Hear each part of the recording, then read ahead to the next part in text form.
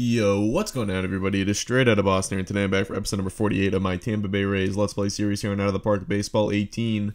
And today we're back with the division series here coming up against the Houston Astros after a defeat of the Minnesota Twins in the wild card round.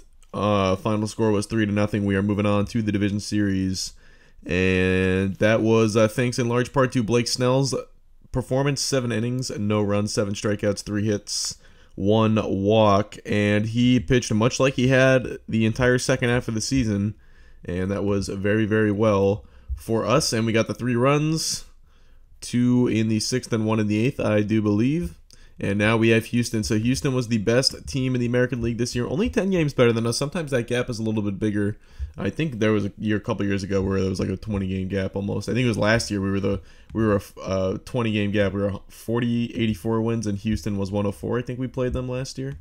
But you know, in the playoffs we've seen anything can happen. Remember, there was this year we won 104 games and lost in the division series to Houston, and then I think the next year we were the wild card team and made it back to the World Series. But wild card team for the 2nd straight year, and I think we faced off against Houston last year and of course defeated them en route to the championship series where we lost to the Yankees. So the Yankees are taking on Cleveland on the other side of the American League playoff picture. So we will see how that series turns out. Atlanta was a 108-win team in the National League. Chicago also had a good year. They're facing off against San Francisco, while let's see, Cincinnati is taking on Atlanta. So Cincinnati defeated Pittsburgh in the year. Pittsburgh in the wild card round. That was a rematch of the 2013 wild card, I think. So taking a look at this Houston team, they finished 8th in runs scored, but 1st in runs against, and look at their pitching metrics. Pitching and defense seems to be the foundation of this team, and of course they still have these good pitchers: Franklin Perez, Ronnie Raudez, Forrest Whitley, and Grayson Rodriguez, who is now the young guy of this bunch, and he was kind of it was kind of a breakout year for him. These 3 guys have been here, and then of course they still have this good bullpen with Gustav, Knebel, Claudio, and McCower. So they have a very, very good pitching staff, and that's despite not having Francis Martes or Kent Emanuel, both of whom are out for the year. Actually, Martes is going to be back soon, but he's not the same player he was. They are without a couple other guys, but I don't think these guys are big players for them. Corey Taylor, he was good for them last year. Bethea was there. Amari Bethea, this was their center fielder, actually. He will be back in 5 days, so he could be back for, I don't know, I think he's staying on the roster, but 1st-round pick, good power, 42 home runs this year. So he will be a loss for them. He plays a really good center field, too. And in place, they will have Krasnicki, who looks like he plays quite a bit anyway. Hit 325, Siebert, and I guess Dietz. Dietz is the guy who wouldn't play otherwise. So we'll have to take advantage of that. The bottom part of their lineup, not great. Prasner and Jake Rogers. Jonathan Aruez is not too bad. But the top part of their lineup is good. Niemerg, he's these guys who's killed us in the past. He didn't have a great year this year. Siebert's good. Krasnicki had a really good year. And Eric Kozakowski was Carlos Correa's replacement and has filled in pretty nicely for them, especially this year with a 4.5-win season almost. So it's a really good team, obviously built on their pitching staff, but there's a decent mix of position players. It's unfortunate for them that they're going to be without Amari Bethea. He might have been their best position player, quite frankly. Maybe he probably is their best position player already. Yeah, 6 wins. He's definitely their best position player. And they're going to be without him, so that stinks for them. We'll have to take advantage of that, try to take advantage of that. But we'll see. The big thing is going to be, can we score on them? I think our pitching should fare decently well. We'll see how it goes. I think it's going to go for us. Let's see. It's going to go Faito, and then I don't know if I should go Funkhauser or Honeywell in that game 2. I guess the game 2 starter versus the game 4 starter, it doesn't really matter unless we get swept, but it'll probably end up being Honeywell. But we know it's going to be Faito in game 1 and Snell in game 3. That we know of for sure. And Odor on the bench once again. We're sticking with Donnelly, who had 2 hits in the wild card game, although did not score a run or drive one in, but that's not his fault. So that we're going to stick with the same lineup. And yeah, Plummet in right field. Fido on the mound. And here we go, game number 1 from Minute Maid Park in Houston. A familiar location for Rays playoff games. And here we go, a 4-run first for Tampa Bay. Remember, early on in the playoffs last year against Houston, it was that theme of jumping out to early leads. And wow, 5 more runs in the 4th. We have a 9-1 lead right now. And Fido can just cruise the rest of the way, try to throw some strikes, eat some innings for us, save the bullpen. We only have 6 hits. I'll have to look at the line for their starter, Perez. See how many, he must have had a lot of walks. But Fido is at 87 pitches right now. See, can he get through this inning? 1-2 count to Aruez. That ball hit to center field. And that is going to be off the wall. So another run home. 9-3 now. Probably just take him out. Let's put in, they have a lefty up who they'll probably just pinch it for if I put in Freeland, but I'm going to do it anyway. Another living Dietz in.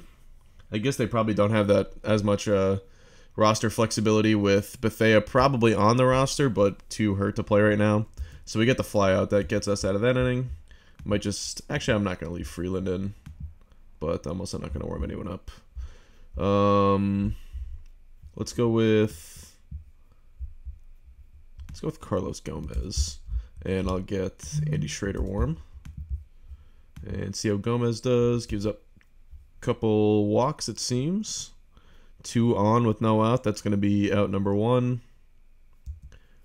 1 down, 3-1 count to the leadoff hitter Kozakowski. That is ground ball. We get the runner at second. 2 down. Seabird up next. That's a ground ball, and that should do it. We take game 1, 9-3.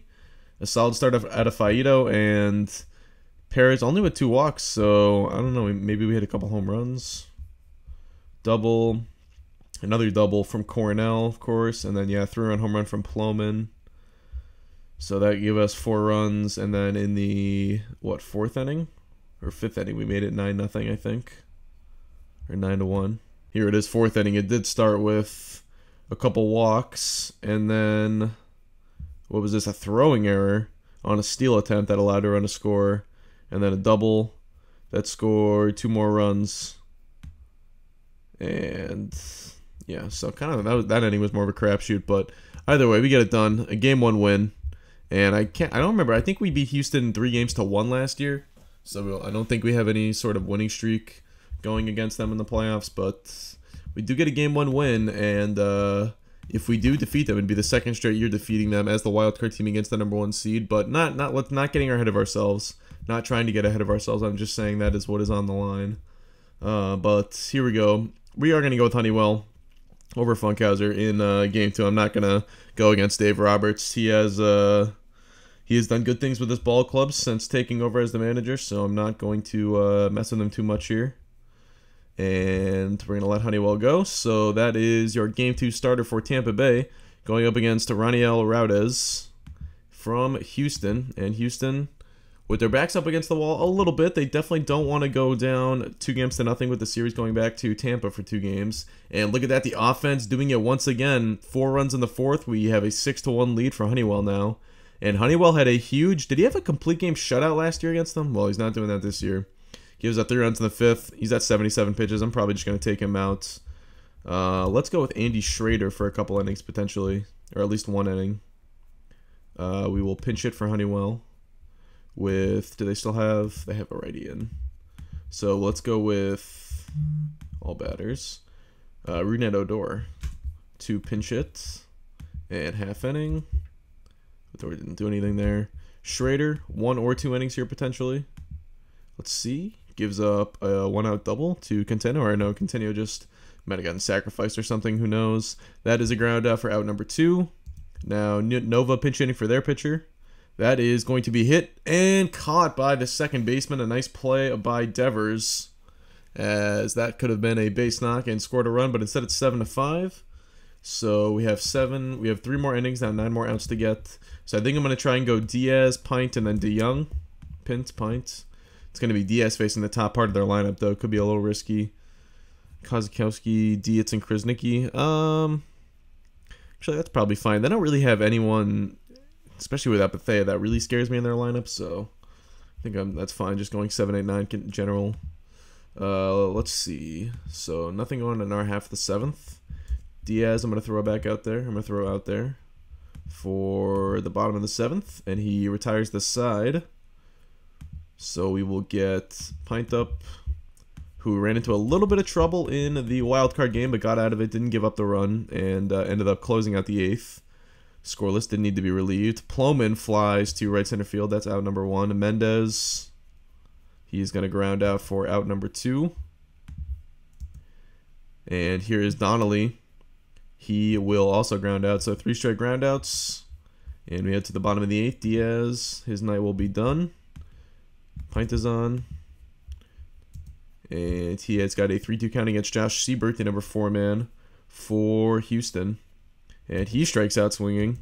Now Ruiz with 1 out, and he swings at the first pitch, hits it to left field pretty well deep to the track, but it is caught by Bowers.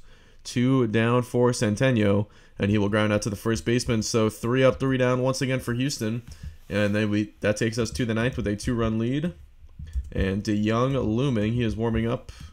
We are going to go with someone off the bench here. Let's go with, we'll go with the Icing Coca, since he's our only right-handed hitter other than the catcher.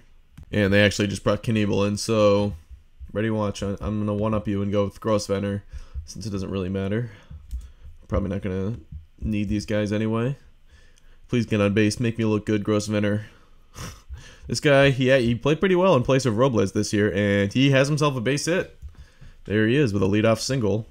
Let's just go to runners in scoring position. Now it is... Oh, that was an RBI double from Victor Robles. That made it 8-5. Now Bowers with a base hit. Robles... I'm sending him. I don't care about Kyle Tucker's fantastic arm. Robles scores 9-5 now. Probably still going to use DeYoung since I didn't have to use him yesterday, and we have the day off tomorrow. Let's just go half inning. Oh, wow. It looks like we had a big inning there. Still using DeYoung, but we probably got more runs. Yep, 11-5. And DeYoung does give up a solo home run to start out the inning, but closes it out. And we take a 2-0 series lead, 20 runs in 2 games at Houston. We unloaded the Bombers there with the offense. And now we take a 2-0 series lead to Tampa Bay. As I see Miguel Sano got re-signed. So now it's time for Game 3, and we will have Blake Snell back out on the mound against Forrest Whitley. That will be the pitching matchup. Snell was very, very sharp in the wild card round, went 7 scoreless. Back at the Trop, Game 3 underway. Snell versus Whitley. And once again, we are the first team to score. We score the first run. We have won the first 2 games. And we have done that in each of the first 2 games. Doing it here again. Snell has worked 4 scoreless, gives up a run in the 5th as Houston ties it. We get back the lead in our half of the 5th now, 2-1. Snell at 61 pitches. And did someone just get hurt? I think Robles just got hurt. Grossvenner's in the game. So we'll have to monitor that. Do we have any news? Looks like a day-to-day injury. Bruised toe, so that's fine. He is fine. But he will be out for the rest of this game, obviously. Chapman is in for Houston, being used in the 6th inning just like he was against the Red Sox the other night. Or the other afternoon. Sunday, I should say. Here we go now, bottom of the 6th. Nothing else. So Snell now back on for the 7th. Let's start going batter by batter. Facing 4-5-6. He strikes out Nova swinging for the first out of the inning. Now Jonathan Ruiz up. He strikes out swinging. Strikeout number 6 for Snell. Centeno now, the lefty. He's got a 1-1 count. No strikeout here, but he grounds it softly. This is going to be an infield single. Nope. It was a bunt play, and they did get him, actually. Thought he was going to be safe, but Lee did get him. So that is a 1-2-3 inning for Snell. Now on to our half of the 7th. I'm probably going to leave Snell in there, to be honest. Unless, actually, we'll see how this inning plays out. I don't think either of these guys are going to reach against Chapman. Donnelly, yep, 2 ground outs. So we're just going to let Snell hit away. Probably strike out. Yep. That is fine. He's going to give us, hopefully, at least 1 more inning. Going up against 7, 8, 9. I should probably get someone up in the bullpen just in case. But he strikes out Rogers for the first out of the 8th. Let's get DeYoung up. Now it is Dietz. Got a 3-0 count. This is going to be ball 4. Now pinch hitter Alex Bregman for Chapman as the tying run. That's a bad man to walk in Dietz because he's pretty fast. Could be running here. I don't think I ever see the opposing team steal, though, in this game. I just thought about that. I don't think I've ever seen them try to steal. It's kind of interesting, but they should probably fix that in future games. Either way, 3-2 count for Prasner now with 2 outs, and that is going to be out number 3. So Snell, 8 innings, 1 run. His postseason DRA actually does go up this game, but that is 15 innings now, 1 run in this entire postseason for Blake Snell, as he has pitched very well and has put us in a position to possibly advance to the championship series here if Dan DeYoung can get 3 more outs facing the 2, 3, 4 guys in this Astros lineup. Josh Siebert leading things off for the Astros. As you see, DeYoung there led the majors in saves. That's a slow ground ball. Nice play by the second baseman Devers. We get the out at first. 1 down for Krasnicki, who had a big year offensively this year, but he strikes out. And that is out number 2. Nova now the last chance for the Astros. DeYoung with the 1-2 pitch. That is lined to center field. And it is caught by Grosvenor. And the Tampa Bay Rays sweep the Houston Astros for the 2nd consecutive year. They are moving on to the championship series in the American League as the wild card team, defeating Houston in the division series. As they say history tends to repeat itself, it repeated itself this year, as it is the 2nd straight time we knock out Houston. And we will take a look at who we're going to face. Cleveland up 2-1 on New York. Remember last year we had that epic back-and-forth series with New York. And as much as I would love a chance to see that happen again, honestly, I wouldn't mind not having to relive that and maybe face perhaps a lesser opponent in Cleveland, who was 7 games worse than them in the regular season. And you look at the run differential, definitely a weaker team it seems, although you don't know the injury situation and all that. But Cleveland up 2-1. Let's see how this series finishes out, as it's going to be Cincinnati and Chicago on the other side. And Cleveland does knock out New York, so that is going to be the championship series, Tampa Bay and Cleveland. I don't remember playing Cleveland in the past. I feel like maybe very early on, like in year 3, 4, or 5, maybe we played them, but they have not been in the playoffs since, what, 2019? Yeah, they were only in the playoffs these couple of years, so it would be the first time since at least year 3. I think 2019 was the only year we were both in the playoffs, but I think I do remember facing them that year. I don't know if I can go back and look at it, but and here it is, the division series that year. Tampa Bay over Cleveland, 3-2. That was the first year we made the World Series. Cleveland, yep, that was the division series. We were the 2 and 3 seeds, and that was our first playoff series. So first playoff series, now it's going to be our next one. Pretty cool. A pretty cool rematch here coming up. But that is going to do it. So I hope you guys did enjoy. Thanks for watching. And as always, I am out. Peace.